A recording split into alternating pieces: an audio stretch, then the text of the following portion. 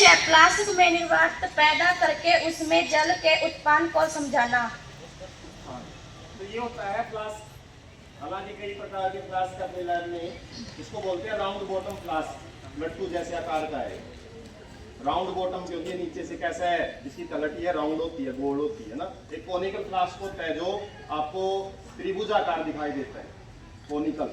पढ़ते हो ना मैथ में, कोनिकल से कौन, शंकु, हाँ शंकु, इसको बोलते हैं राउंड बॉटम फ्लास्क। तो इसने उद्देश्य में क्या बताया है कि जलती हुई मोमबत्ती को हम क्या करेंगे, इस बर्तन में रखेंगे, कांच के बर्तन में, और उस जलती हुई मोमबत्ती के सराउंडिंग में हम क्या रखेंगे, पानी। जैसे आप देख सकते हो ये वाटर ही है, जली है ये, बस इसमें रंग मिलाया हुआ है ताकि आपको दिखाई दे जाए। और इसमें क्या करेंगे, फिर जलती हुई मोमबत्ती के ऊपर इस फ्लास्क को ऐसे रख देंगे। थोड़ी देर मोमबत्ती जलेगी इसके अंदर, उसके बाद बुझ जाएगी, और जैसे बुझेगी तो क्या होगा, इसके अंदर पानी ऑटोमेटिकली चढ़ जाएगा। ठीक है, तो ये आपने ध्यान से समझना है। अवश्य सामग्री राउंड बॉटम फ्लास्क, जल जलती हुई मोमबत्ती। हाँ, तो ये जो आवश्यक सामग्री है, ये क्या नाम बताया इसका, ऊंची आवाज में बोलो। हाँ, राउंड बॉटम फ्लास्क और जलती हुई मोमबत्ती, ये हमने एक साथ में स्टैंड बनाया हुआ है इसका, और ये है जल से भरा हुआ बर्तन। ठीक है, हाँ अब क्रियाविधि बोल दो। क्रियाविधि, एक बर्तन में थोड़ा जल भर ले और उसमें थोड़ा रंग मिलाए। ठीक है, मिला लिया हमने रंग पहले ही। उसके बाद नेक्स्ट, अब जल में जलती हुई मोमबत्ती रखें। रखो इसको, पहले रख लो मोमबत्ती को, फिर जला लेना आराम से। आगे से कर लो, आराम से रखना। दिखाई दे रहा है ना सबको? हाँ, थोड़ा सा पीछे हो जाओ इसके, वाह ना, वहाँ से हाँ, अब जला लो मोमबत्ती को।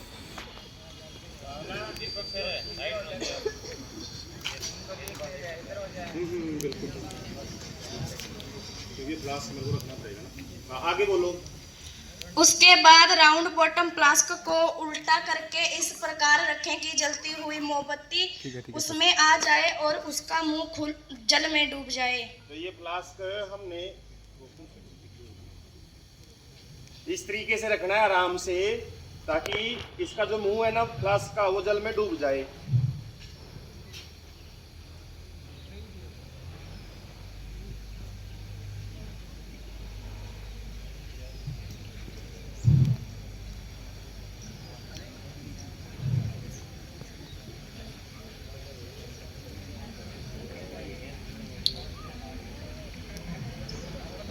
दिखाई दे रहा है?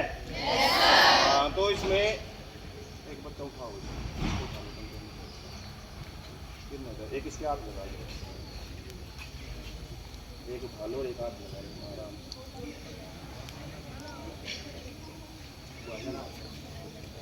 आगे आगे दिखा दो थोड़ा सा, हाथ रख इसमें ऐसे छोड़ना मत। थोड़ा सा जल इसमें ऊपर चढ़ा हुआ है, देख सकते हो आप, है ना। जिसका मुंह है ना जितना फ्लास्क का, तो वहां तक पानी भर गया इसके अंदर, ऑटोमेटिकली पानी ऊपर उठ गया है ना। पहले पढ़ो, इसके बाद समझाएं क्या हुआ है। ऐसे पकड़ो। अब जैसे ही मोमबत्ती बुझेगी तभी जल उसमें भरना शुरू हो जाएगा। हो गया। निष्कर्ष, जलती हुई मोमबत्ती ने फ्लास्क के अंदर की ऑक्सीजन इस्तेमाल की, जिससे उसमें निर्वात पैदा हुआ और उसी निर्वात के कारण उसमें जल भर जाता है। क्लैपिंग करो भाई एक बार इनके लिए। तो अब हम समझते हैं हुआ क्या है यहाँ पे। तो जैसे ही हमने यहाँ पे मोमबत्ती रखी थी, तो उसने क्या किया, फ्लास्क जैसे ही हमने उसके ऊपर रखा, तो उसके अंदर जितनी भी ऑक्सीजन थी, क्योंकि जलने के लिए ऑक्सीजन की जरूरत पड़ती है, तो ऑक्सीजन क्या है, सारी की सारी इस मोमबत्ती ने इस्तेमाल कर ली। और जैसे ही वातावरण से हम किसी गैस को हटाते हैं या फिर किसी भी पदार्थ को हटाते हैं, तो वहां पे निर्वात बन जाता है, जिसको हम वैक्यूम बोलते हैं। सुना है कभी नाम आपने वैक्यूम? वैक्यूम क्लीनर नहीं देखा? हाँ, तो वैक्यूम क्लीनर क्या करता है, एक अंदर ऐसा उसके अंदर पंप लगा होता है जो खींचता है चीजों को। ठीक है, और जैसे जैसे मतलब उसमें वैक्यूम क्रिएट होता है, जगह खाली बनती है, तो दूसरी जगह से वहां पे चीजें बढ़नी शुरू हो जाती हैं। अब जैसे इसके अंदर है अपना वैक्यूम क्रिएट हो गया है, वैक्यूम मतलब निर्वात बन गया है, और जैसे हमने इसमें मुंह है वो पानी के अंदर डुबोआ है, तो क्या करेगा निर्वात, क्या करेगा, इस जल को अपने ऊपर उठाना शुरू कर देगा। और जो फ्लास्क है, फ्लास्क में क्या हो जाएगा, आपका जल भरना शुरू हो जाता है। तो तो ये वैक्यूम को समझने के लिए एक्सपेरिमेंट है, निर्वात को, कि निर्वात कैसे पैदा करके हम उससे कोई भी एक्सपेरिमेंट कर सकते हैं। आया समझ में? हाँ, तो ये निर्वात से रिलेटेड एक्सपेरिमेंट है, तो इससे रिलेटेड कल आपसे जो क्वेश्चन है वो पूछ लिए जाएंगे। और साथ में आगे आ जाओ, आप आगे आ जाओ, मैं बोल दूंगा, आप आगे आ जाओ। तो आज हम थोड़ा जो लैब में अलग अलग इक्विपमेंट होते हैं, हमारे उपकरण, उनकी भी जानकारी इकट्ठी करेंगे। वहां खड़े हो जाओ, बिल्कुल सामने, खुले खुले हो जाओ थोड़ा। तो सबसे पहले जो अरमान के हाथों में है भाई, इसको आप हाँ ऐसे दिखाओ, क्या बोलते हैं इसको? टेस्ट ट्यूब इंग्लिश में बोलते हैं, हिंदी में परखनली बोलते हैं। और इसको क्या इस्तेमाल करते हैं हम? जब छोटे सैंपल के साथ हम एक्सपेरिमेंट करते हैं तो इन परखनली का इस्तेमाल किया जाता है। हमने इससे पहले भी एक दो एक्टिविटी में इनका इस्तेमाल किया था, ठीक है? तो नाम जरूर याद रखने आपने, आगे जो एक्टिविटी से रिलेटेड क्वेश्चन रहेंगे ऐसे नाम पूछे जाएंगे आपसे।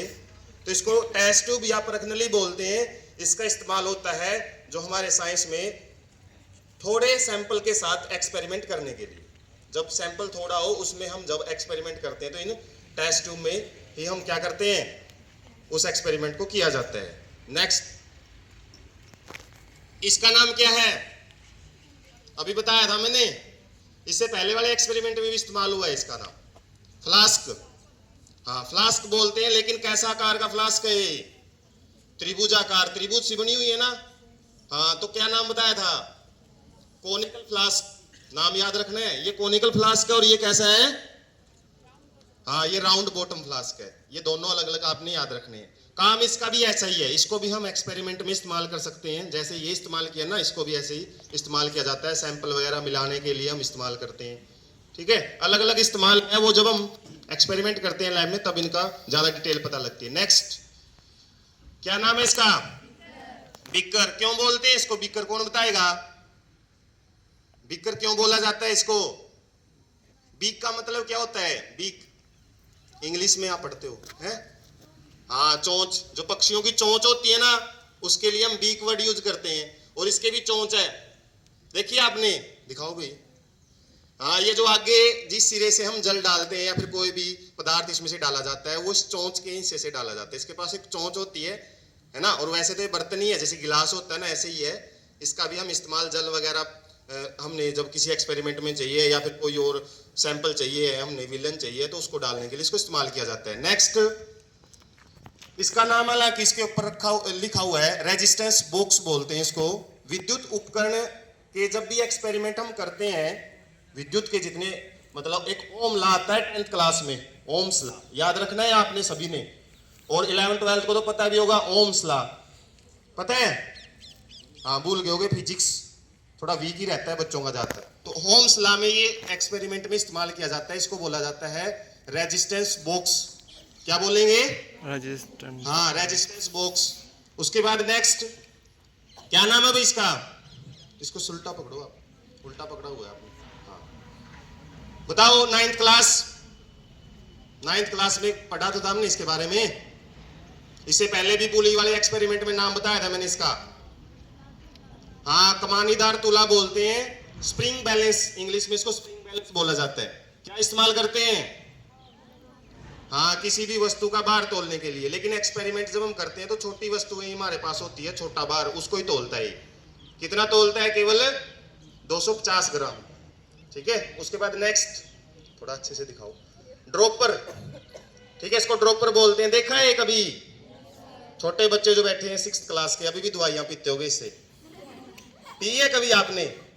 वो बोतल आती थी, उसके साथ में ऊपर एक बल्ब सा लगा होता था, उसको दबा के दवाई डालते थे आपके मुंह में, याद हो तो आपको, छोटे थे जब। हाँ, तो वही ड्रॉपर है ये। इसका इस्तेमाल क्या किया जाता है?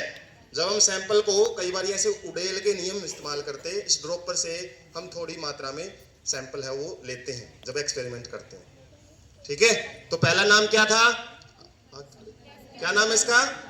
हाँ, नेक्स्ट, हाँ, कोनिकल फ्लास्क। Next, beaker. उसके बाद रेजिस्टेंस बॉक्स।